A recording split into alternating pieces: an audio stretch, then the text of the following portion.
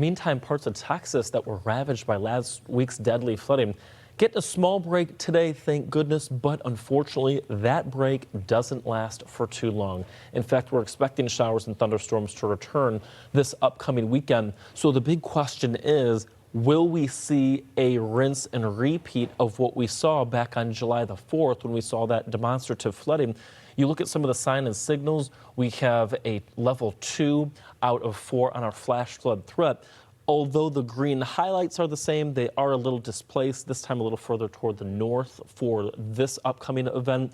But here's the thing though, there's not as much moisture upstairs in the atmosphere. So if you think of like a wet dish towel or a sponge, last weekend that sponge was sopping wet, right?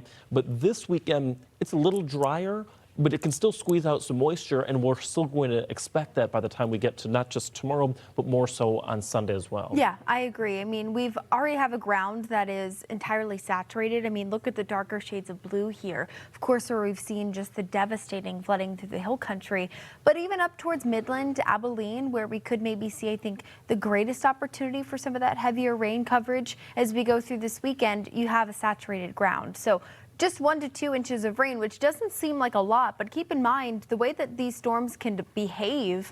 Sometimes that 1 to 2 inches of rain comes in just a matter of 3 hours. And the problem is that the ground is already super saturated. So really it'll take in spots less than a half an inch of rain to actually lead to flooding. So when you see all this energy, this is going to be by tomorrow evening racing toward places like Kerrville.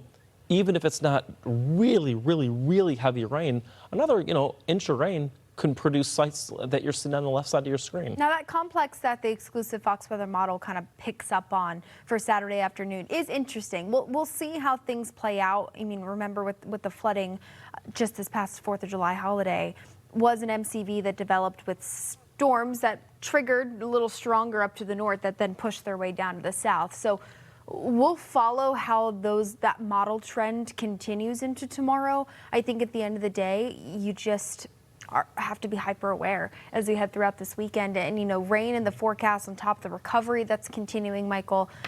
Unfortunately, it could bring some slowdown. Yeah, insult to injury. And again, even Sunday into early Monday, we'll track that threat for perhaps some flooding as well.